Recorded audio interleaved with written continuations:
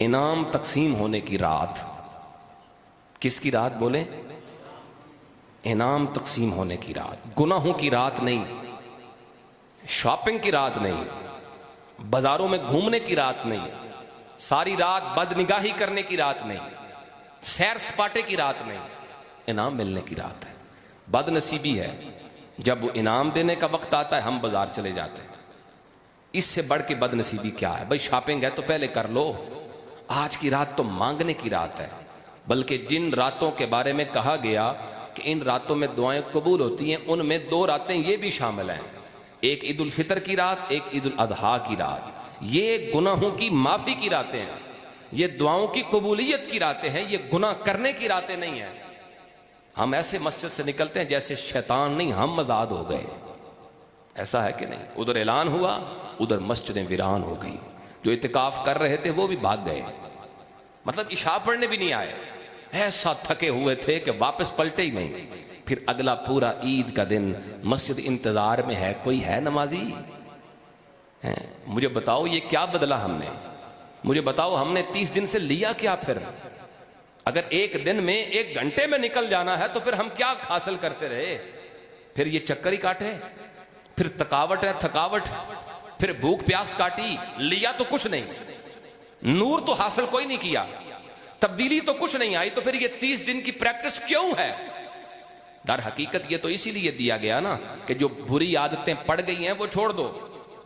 Doctor हकीम भी 30-35 दिन 40 दिन की दवाई देते हैं, उसके बाद कहते हैं अब तुम्हें आराम आ जाएगा, इतना कोर्स कर लो। तो ये कोर्स हमें कराया गया कि तुम जो बीमारियां लग गई हैं उनसे दूर हो जाओ।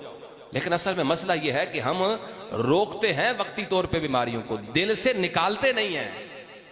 जब रमजान शुरू हुआ था हमने मोबाइल बंद कर दिया, हमने स्टेटस हटा दिया, हमने गाने डिलीट कर दिए, हमने रिंग टोन्स सारी तब्दील कर दी। क्यों जी? रमजान आ गया है। लेकिन हम इंतजार में थे कदों मुकेगा ते कदों फिर करांगे।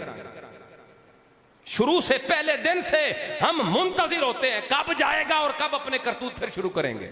यानी रोका है अपने आप को मगर दिल से नहीं निकाला। दिल उधर ही है। जब दिल उधर रहता है ना तो फिर ये इंतजार वाली कैफियत होती है। उधर रमजान रुखसत हुआ, उधर खुश हो गए और यूं समझा कि शैतान के साथ साथ हम खुद भी आजाद हो गए। ना मेरे भाई, ईद का दिन तो यौमुल जायजा है, यौमुल जवाइज है, नेमतें तकसीम होने का दिन है, इनामात तकसीम होने का दिन है। और हम पूरा दिन या सो के गुजारते हैं, बगैर नमाज के, बगैर सजदे के, या खा पी के गुजारते हैं, कोई काम नहीं। यानी ईद के दिन मस्जिदें खाली हैं। फजर की नमाज में आप देखिएगा, आज और कल में फर्क आपको पता चल जाएगा। अगर यही करना था तो फिर क्या कदर की हमने रमजान की।